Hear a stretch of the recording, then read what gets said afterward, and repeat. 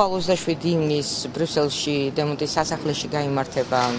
მაღალი დონის საერთაშორისო კონფერენცია, რომელიც არის ყოველწლიური საერთაშორისო თავყრილობა ევროპის უსაფრთხოებისა და თავდაცვის პოლიტიკისა და რომელშიც მონაწილეობას იღებენ ევროპის სახელმწიფო და თავდაცვის მინისტრები, ევროპარლამენტარები, ევროპის პოლიტიკური ლიდერები, საერთაშორისო მედია და ექსპერტები. ძალიან მნიშვნელოვანია, რომ ასეთ თავყრილობაზე მიწვეულია ქართულ-აფხაზური და ოსური საერთაშორისო მოძრაობის პრეზიდენტი ნესტან კირთაძე და კიდევ უფრო საინტერესოდ მეჩვენება იმ დროს, როდესაც დღეს თბილისში ჩამოდის ევროპის მაღალი დელეგაცია ნატოს გენერალური მდივნის თავმჯდომარეობით, ამის პარალელურად უკვე ხდება ქართველი პოლიტიკოსის მიწვევა ასეთივე რანგის თავდაცვისა და უსაფრთხოების პოლიტიკის არქიტექტორებთან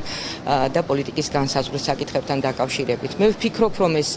კიდევ უფრო მეტად მნიშვნელოვანი ხდება იმ თვალსაზრისით, რომ დღეს საქართველოში იცით არის უაღრესად რთული პოლიტიკური პროცესი, რომელიც იწვევს აზრთა სხვადასხვაობას როგორც ქვეყნის შიგნით, ასევე ქვეყნის გარეთ და რა თქმა უნდა, ქართველი პოლიტიკოსის მოსაზრება ევროპელი ლიდერებისათვის ძალიან მნიშვნელოვანი ხდება. ჩემი მთავარი სიგნალი მიუხედავად ამ სირთულეებისა, რომელიც დღეს საქართველოში ხდება და ყველამ ვიცით რა სირთულეებზეა საუბარი, მე მათ უნდა გადავცე ქართველი ხალხის და საქართველოს ძალიან მნიშვნელოვანი სიგნალი, რომ არ შეიცვლება ჩვენი ისტორიული არჩევანი გზა ევროპეიზმისაკენ, ევროპეიზაციისაკენ, მაგრამ ამავდროულად იქნება დიდი თხოვნა ჩვენი სამშობლოს კიდევ უფრო მეტი მხარდაჭერისათვის, ჩვენი ხალხის ინტერესების კიდევ უფრო მეტად მხარდაჭერისაკენ და რაც ყველაზე მთავარია, მისი მომავლისა და განვითარებისაკენ. ვიზიტის ფარგლებში შეხვედრები გაიმართება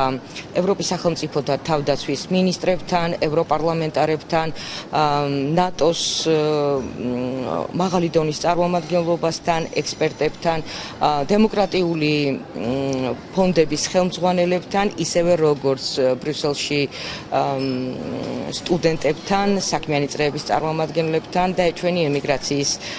წარმომადგენლობასთან. მე ვფიქრობ, ეს იქნება ძალიან საინტერესო ვიზიტი, რომელიც დასრულდება კონკრეტული შედეგებით და ყველაფერი მიმართული იქნება ჩვენი სამშობლოსა და ჩვენი ხალხის ხვალინდელი დღისათვის.